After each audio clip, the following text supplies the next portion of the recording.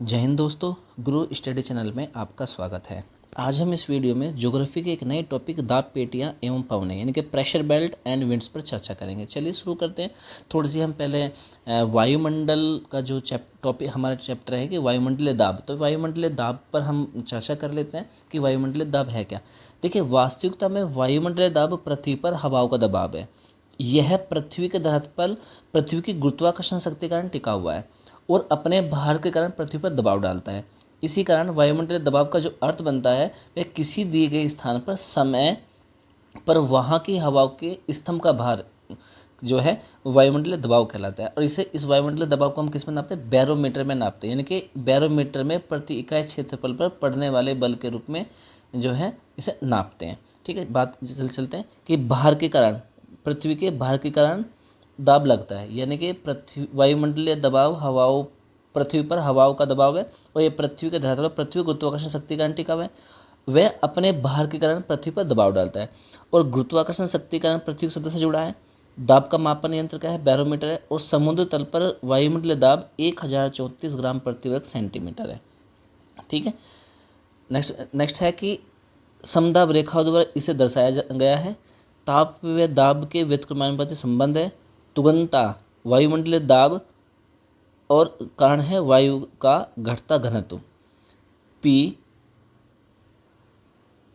Proportional by 1/T। पवन वायु राशि का क्षैतिज प्रवाह होता है और वायुधारा क्या है कि वायु राशि का ऊर्ध्वाधर प्रवाह। नेक्स्ट है वायु दाब का वितरण। कि देखिए, वायु दाब के वितरण को हमने दो भागों में बांटा है, एक ऊर्ध्वाधर वितरण और एक क्षैतिज या अक्षांशीय वितरण। अगर हम ऊर्ध्वाधर वितरण की बात करते हैं तो ऊर्ध्वाधर वितरण है क्या कि वायुमंडल की जो निचली परतें होती हैं उनमें हवा का घनत्व वायुमंडलीय वहाँ पर वायुमंडलीय दाब अधिक होता है। यानी कि जो पृथ्वी वायुमंडल की जो निचली परतें हैं उन परतों में हवा का जो घनत्व है और वायुमंडलीय दाब है वहाँ अधिक होता है। और ऊंचाई के साथ हवा के दाब में कमी भी आती है। ऊंचाई और दाब के बीच का जो सीधा संबंध नहीं होता। और क्षोभमंडल में वायु दाब घटने से औसत दर प्रति 300 मीटर की ऊंचाई पर लगभग 34 मिली बार है। ठीक है, अब आती है क्षैतिज अक्षांशीय वितरण की बात। तो क्षैतिज अक्षांशीय वितरण को हमने 4 भागों में बांटा है। नंबर 1 है विषुवतीय निम्न दाब पेटी। नंबर 2 उपोष्ण उच्च दाब पेटी। नंबर 3 उपध्रुवीय निम्न दाब पेटी और नंबर 4 है ध्रुवीय उच्च दाब पेटी। अब हम बात करते हैं कि विषुवतीय निम्न दाब पेटी की। तो देखिए, जो विषुवतीय निम्न दाब पेटी है वो 0 डिग्री से 5 डिग्री अक्षांश।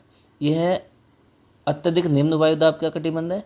यह है तापजन्य निम्न दाब पेटी है। इस कटिबंध में धरातलीय क्षैतिज पवन नहीं चलती क्योंकि इस कटिबंध की ओर जाने वाली पवनें अपनी सीमाओं के समीप पहुंचते ही गर्म होकर ऊपर उठने लगती है। क्यों? क्योंकि जब गर्म हवा होती है जो वे हल्की हो जाती है। हल्की होने के कारण क्या है, उनका ऊपर को उठना शुरू हो जाता है। लेकिन जब वे ऊपर जाने के क्रम में ठंडी हो जाती है तो ठंडी हवा क्या होती है, भारी हो जाती है और वे नीचे को गिरने लगती है। ठीक है, और इस कारण से क्या होता है कि इस कटिबंध में केवल ऊर्ध्वाधर वायु धारा ही पाई जाती है और वायुमंडलीय दशाएं अत्यधिक शांत होने के कारण इस वायुमंडल को डोलड्रम या शांत कटिबंध भी कहते हैं। कौन सा? विषुवतीय निम्न दाब पेटी को। चलिए आगे चलते हैं कि देखिए, वायुमंडलीय दाब में अक्षांशीय विस्तार को वायु दाब का क्षैतिज वितरण कहते हैं। इसे वायु दाब कटिबंधों का निर्माण होता है। इसमें पृथ्वी के घूर्णन एवं समांतर के कारण 7 कटिबंधों का निर्माण होता है। अब ये हमने डायग्राम के माध्यम से समझाया है। देखिए, ये आपका 0 डिग्री अक्षांश है। ठीक है, इसे बोलते हैं ITCZ inter tropical convergence zone.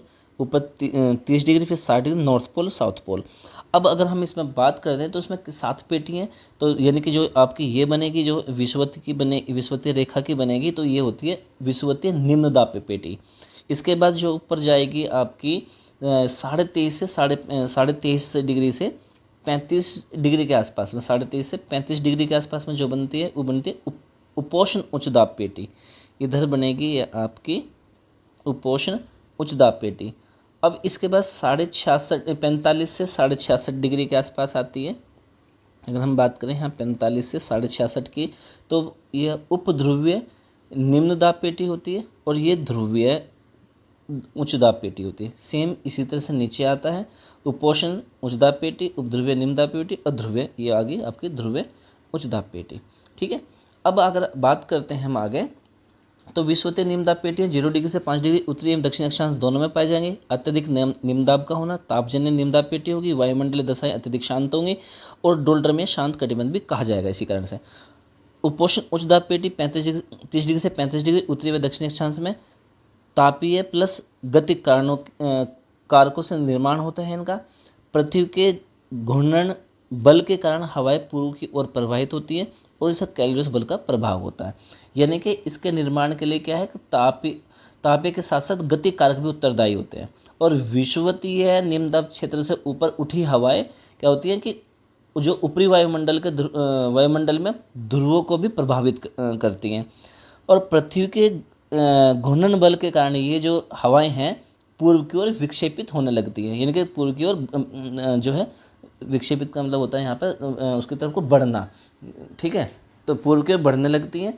इस बल को सबसे पहले एक फ्रांसीसी वैज्ञानिक था कोरियोलिस, जिन्होंने बताया था, और इसी के नाम पर इनका नाम पड़ा कोरियोलिस प्रभाव या कोरियोलिस बल। ठीक है, क्योंकि विषुवत रेखा से बढ़ती दूरी के साथ साथ बल की मात्रा भी बढ़ती है और ध्रुवों की ओर बढ़ने वाली वायु जब 25 डिग्री अक्षांश पर पहुंचती हैं तो उसमें क्या होता है, तो इनकी दिशा में अत्यधिक विक्षेप उत्पन्न हो जाता है और वह पूर्व से पश्चिम की ओर प्रवाहित होने लगती है। ठीक है, अब दूसरी आती है इसमें उपध्रुवीय निम्न दाब पेटी 60 डिग्री से 65 डिग्री उत्तरी एवं दक्षिणी अक्षांश। गतिक कारक अत्यधिक महत्वपूर्ण है। उपोष्ण एवं ध्रुवीय वायु आपस में टकराती हैं और ऊपर उठती हैं जिसे निम्न दाब क्षेत्र बनता है। यानी कि क्या है कि इसके निर्माण में भी गतिक कारक सबसे महत्वपूर्ण है। उपोष्ण कटिबंधों और ध्रुवीय क्षेत्रों से आने वाले जो वायु हैं वो 45 डिग्री उत्तरी व दक्षिणी अक्षांशों में जो आकर्टिक वर्त है इसके बीच में यानी कि मध्य में परस्पर आपस में टकराती है और ऊपर उठती हैं, जिससे यहाँ जो है निम्न दाब क्षेत्र का निर्माण होता है और वे चक्रात आंधियाँ आती हैं। अब आती है ध्रुवीय उच्च दाब पेटी उत्तरी व दक्षिण ध्रुवों के निकट। अत्यधिक निम्न तापमान हवाई सतह की ओर आती है जिससे उच्च दाब क्षेत्र का निर्माण होता है। ठीक है, और वायुदाब में तापांतर के कारण हवा उच्च दाब से निम्न दाब की ओर चलती हैं। क्षैतिज रूप से गतिशील हवा को पवन भी कहते हैं। पवन की अगर बात करें, अब ये टॉपिक है हमारा पवन का।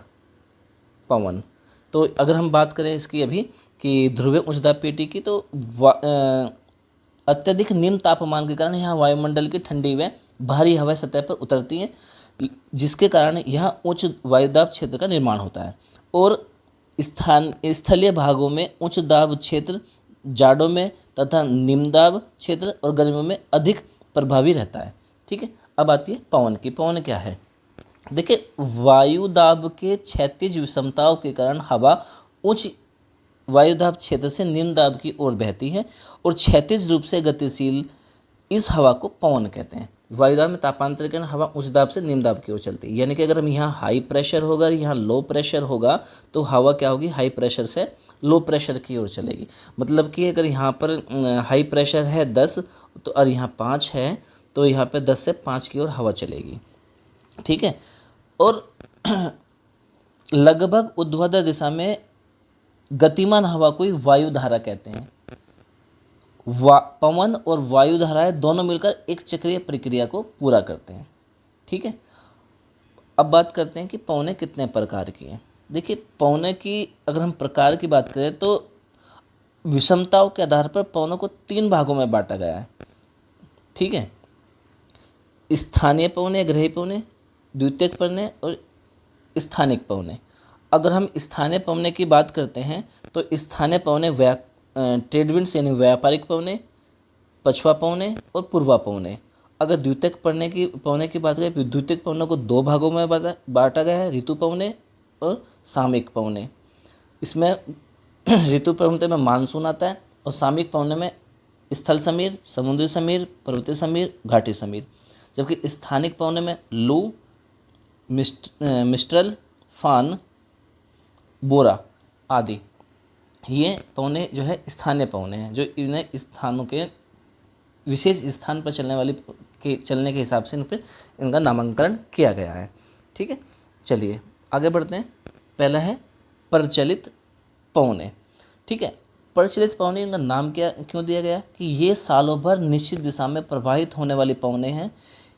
इन्हें प्रचलित, स्थायी, सनातनी, ग्रहीय या भूमंडलीय पवनों के रूप में भी जाना जाता है।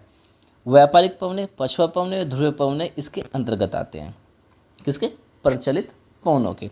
ठीक है, अब इसमें पहला है व्यापारिक पवने। उपोष्ण उच्च दाब निम्न दाब उच्च दाब कटिबंधों से विषुवतीय निम्न दाब की ओर निरंतर बहने वाली पवन, यानी कि ये उपोष्ण उच्च वायुदाब कटिबंध से विषुवतीय निम्न वायुदाब की ओर दोनों गोलार्धों में निरंतर बहने वाली पवनें हैं। ठीक है, उत्तरी गोलार्ध में ये उत्तर पूर्व व्यापारिक पवन के रूप में और दक्षिण गोलार्ध में दक्षिण पूर्व व्यापारिक पवन के रूप में लगातार बहती हैं। ठीक है, अब आता है दूसरा, विषुवतीय रेखा पर टकराने से संवहनीय वर्षा होती है, यानी कि संवहनीय। अब मतलब क्या हो गया, एक सपोज डेट हम ये मानते हैं कि ये एक पृथ्वी है, ये इसकी 0 डिग्री अक्षांश, ये क्या होगा 0 डिग्री अक्षांश विषुवत रेखा है। अब यहाँ से ये ऊपर उठेंगी और फिर वापस घूम के आएंगे। ऊपर उठने में हल्की, क्योंकि गर्म हो जाएंगी तो हल्की हो जाएंगी, ऊपर उठेंगी, ठंडी होकर वापस अपना नीचे को वापस गर्म में चले जाएंगे, फिर गर्म होंगे वापस, इस तरह का एक चक्रण चलता रहेगा। अब आती है पछुआ पवने कि उपोष्ण वायुदाब कटिबंध से उपध्रुवीय निम्न वायुदाब कटिबंध को की ओर चलने वाली पश्चिमी पवनों को पछुआ पवन कहते हैं। यानी कि उपोष्ण उच्च वायुदाब कटिबंध से उपध्रुवीय निम्न वायुदाब कटिबंध की ओर प्रभावित होती हैं। इन्हें गृहस्थी चालीसा, प्रचंड या भयंकर 50 और चीखता 60 के भी कहते हैं। ठीक है, इनके नाम हैं ये, और ये नाम इनके अक्षांशों के अनुसार रखे गए हैं। ठीक है, यानी कि उपोष्ण वायुदाब कटिबंध से उपध्रुवीय निम्न वायुदाब कटिबंध की ओर चलने वाली पश्चिमी पवनों को हम पछुआ पवन कहते हैं। ठीक है, और पछुआ पवनों का जो सर्वश्रेष्ठ विकास दक्षिणी गोलार्ध में 40 डिग्री से 65 डिग्री अक्षांशों के मध्य होता है। इन अक्षांशों पर इन्हें गृहस्थी चालीसा, प्रचंड या भयंकर 50 या चीखता 60 कहा जाता है। ये नाम नाविकों के लिए भयानक है और इन्हीं के द्वारा दिए गए हैं। किनके द्वारा? नाविकों के द्वारा। ठीक है, अब प्रचलित पवने का एक दूसरा है ध्रुवीय पवने, यानी कि ध्रुवीय पवने वायुदाब से उपध्रुवीय निम्न वायुदाब की ओर बहने वाली पवने ध्रुवीय पवने कही जाती हैं। उत्तरी गोलार्ध में इनकी दिशा उत्तर पूर्व से दक्षिण पश्चिम की ओर एवं दक्षिण गोलार्ध में दक्षिण पूर्व से उत्तर पश्चिम की ओर होती हैं। तापमान कम होने से क्या होता है, इनकी जलवाष्प धारण करने की क्षमता अत्यंत कम होती है। ये अत्यंत ठंडी व बर्फीली भी होती हैं एवं प्रभावित क्षेत्र में तापमान को हिमांक से नीचे गिरा देती हैं। ठीक है, उपध्रुवीय निम्न वायुदाब जो कटिबंध हैं, जब पछुआ पवनें इन ध्रुवीय पवनों से टकराती हैं तो ध्रुवीय वातावरणों का निर्माण होता है, जिसके सहारे शीतोष्ण कटिबंधीय चक्रवातों की उत्पत्ति होती है। ठीक है, ध्रुवीय उच्च वायुदाब से उपध्रुवीय निम्न वायुदाब की ओर बढ़ने वाली पवनें हैं। ये तापमान नीचे गिरता है एकदम, अतएव जलवाष्प धारण क्षमता अत्यधिक कम होती है। शीतोष्ण कटिबंधीय चक्रवातों की उत्पत्ति के कारण ये चलते हैं। अब है मौसमी पवनें। मौसमी एवं समयानुसार इनकी दिशा में परिवर्तन। मानसूनी पवनें ग्रीष्म में समुद्र से स्थल की ओर, शीत में स्थल से समुद्र की ओर और उत्पत्ति कर्क में मकर रेखा के मध्य है, यानी कि मानसूनी पवनें। अब मानसूनी, पहले बात करते हैं कि मौसम या सामयिक पवनें से मौसमी पवनें भी कहते हैं कि जिन पवनों की दिशा मौसम या समय के अनुसार परिवर्तित हो जाती है उन्हें सामयिक पवन या मौसमी पवन कहते हैं। पवनों में इस वर्ग में मानसूनी पवनें स्थल समीर व समुद्र समीर तथा पर्वतीय समीर व घाटी समीर को शामिल किया गया है। पहला आता है मानसूनी पवनें। अगर हम मानसूनी पवनें की बात करें तो मानसूनी पर धरातल की में सभी पवनें जिनकी दिशा में मौसम के अनुसार पूर्व परिवर्तन आ जाता है मानसूनी पवनें कहलाती है। इसके संबंध में सबसे पहले अरब के एक भूगोलवेत्ता थे अल मसूदी, उन्होंने बताया था। ठीक है, और उन्होंने बताया कि ये पवनें ग्रीष्म ऋतु से 6 माह समुद्र से स्थल की ओर चलती हैं और तथा 6 माह शीत ऋतु में स्थल से समुद्र की ओर चलती है। और ऐसा स्थल व जल के गर्म होने की अलग अलग प्रवृत्ति के कारण होता है और इनकी उत्पत्ति कर्क व मकर रेखा के बीच की व्यापारिक पवनों की पेटी में होती है और दक्षिण पूर्वी एशिया में इनकी उत्पत्ति की सबसे आदर्श दशाएं मिलती हैं। इन्होंने बताया था ऐसा, ठीक है। और दूसरा बताया कि इन्होंने पर्वतीय या घाटी समीर की अगर हम बात करते हैं तो इन्होंने इसके बारे में बताया कि पर्वतीय भागों में दिन के समय पर्वतीय ढलान की वायु अत्यधिक गर्म हो जाती है और घाटी की अपेक्षा कम गर्म वायु इनके सहारे ऊपर उठती हैं, जिसे घाटी समीर कहा जाता है। यह वायु ऊपर जाकर ठंडी हो जाती है और कभी कभी दोपहर में वर्षा भी कर देती है। रात्रि की जब रात हो जाती है तो रात्रि के समय में क्या होता है, पर्वतीय ढाल की वायु विकिरण ऊष्मा को जल्दी से कम करती हैं। उस कम होने के कारण इनके इनका ह्रास हो जाता है और शीघ्र ये बहुत जल्दी से ठंडी हो जाती है और भारी हो जाती है। तो और भारी होने के कारण पर्वतीय के ढाल के सारे नीचे की ओर उतरना शुरू कर देती है। इससे पर्वतीय समीर कहते हैं, ठीक है। यानी कि दिन में पर्वतीय ढलान की वायु का तापमान ऊपर बढ़ जाता है, इसके सारे घाटी समीर ऊपर उठते हैं जिसे घाटी समीर कहा जाता है। रात्रि के में वायु नीचे उतरती है जिसे पर्वतीय समीर कहते हैं। अब आती है स्थानीय पवने।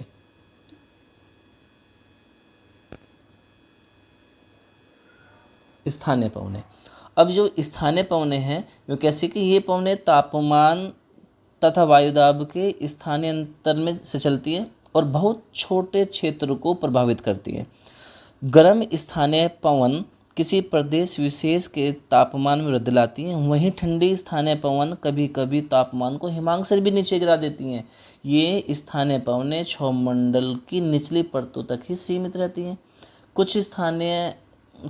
स्थानीय पवनें हैं वे हैं जिनके नाम है शिन्नुक है, फॉन है, सिराको है, ब्लैक रोलर है, योमा है, टेम्प्रोलर है, सिमुक है, सामुन है, सामल, सिस्टन, हबूब, काराबुरान, कोइम्बैग,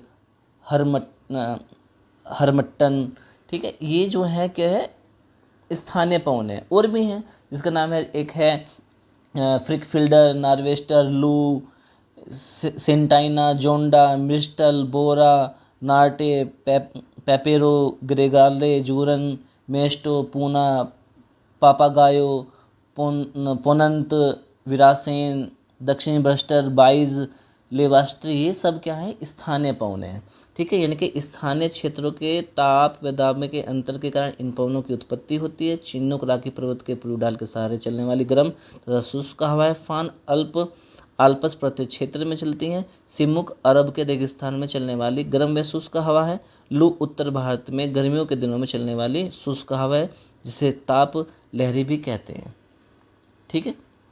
अब ये पूरा एशिया का एक चित्र दिया है जहाँ जहाँ से चलती हैं स्थानीय पवनें, वो उनके चित्र के माध्यम से हमने दर्शाया गया है। लेकिन इसमें एक चीज़ और रह गई है, इसमें थोड़ा सा मैं बता देता हूँ। जो स्थल समीर व समुद्री समीर की हम बात करी थी,